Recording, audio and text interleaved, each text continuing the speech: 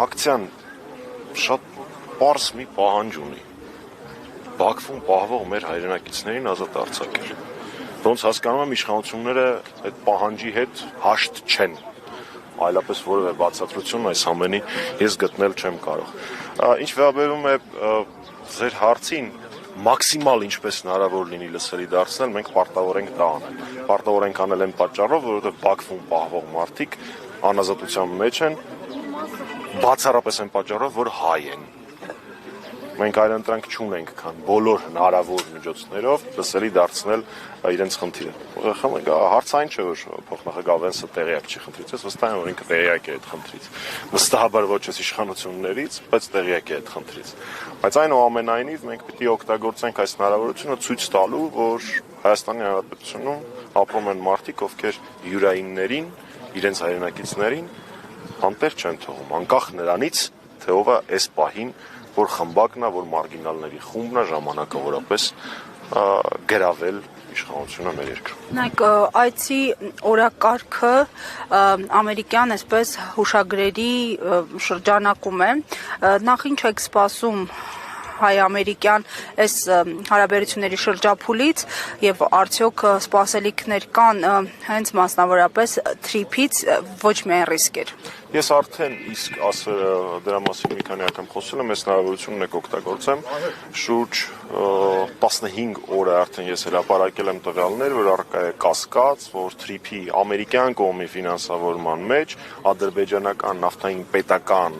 կապիտալը դերակատարություն է ունենալու։ Դրա վերաբերյալ ոչ երկուխում, ոչ մեկնաբանություն, մինչ այս պահը իշխանությունների ներկայացուցիչներից որևէ մեկը չի ներկայացրել։ Ուստի առաջին ռիսկը, որը մի կողմ դնելով բոլոր աշխարհակաղակական ռիսկերը, առաջին ռիսկը, որը ես ունեմ, այն է, որ Ադրբեջանը թրիփի մեջ փայ է ունենալու։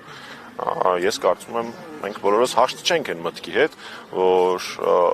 անկախ այն բոլոր վտանգներից, որոնք առկա են այս ծրագրում, անկախ նրանից, որ ապաշրջապակում չի ապահովում եւ այլն, բայց փաստացի թրիփի կառուցման մեջ, թրիփի սեփականության մեջ ադրբեջանական նավթադոլարները փայ են ունենալու։ Ես դրա հետ հաշտ չեմ։ Այլ իշխանության պարագայում հնարավոր է օրինակ խմբագրել, սրբագրել այդպիսի տեքստեր։ Բանակցել հնարավոր է միշտ, ոչ մեկ չի կարող ասել, որ այս կամ այն մանավանդ նախաստորագրված փաստաթուղթը վերջնական է։ Այնտեղ պիտի ավելանան անվտանգության երաշխիքներ, շոշափելի, այլ ոչ թե պարզապես ԱՄՆ նախագահի վկայություն, ինչպես նշված է փաստաթղթի մեջ։ Եվ շատ ու շատ այլ կետեր անհրաժեշտ են վերաբանակցության։ Դա այո հնարավոր է, ես դրա շատ երկար բացատրություն կարող եմ տալ, ուղղակի հիմա դրա ժամանակը չի, դա կլինի այն ժամանակ, երբ Հայաստանի Հանրապետության ղեկավարները լինեն հայրենասերներ։ Այս պայծրությամբ դա այդպես չի։ Բոլոր պարագաներում հուշագրերի ստորագրումը պետք է արդյոք ստանա նաև ազգային ժողովում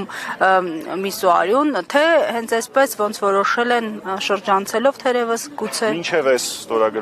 նախաստորագրված փաստաթուղթը եւ հունվարինը չի ենթադրում ազգային ժողովի վավերացում։ Վերջն արդյունքում այս փաստաթուղթը իհարկե ենթադրում է ազգային ժողովի վավերացում եւ ոչ միայն համանդրական դատարանի։ Մի խոսքով այն ամբողջ ընտրացակարգը, որը պետք է անցնի։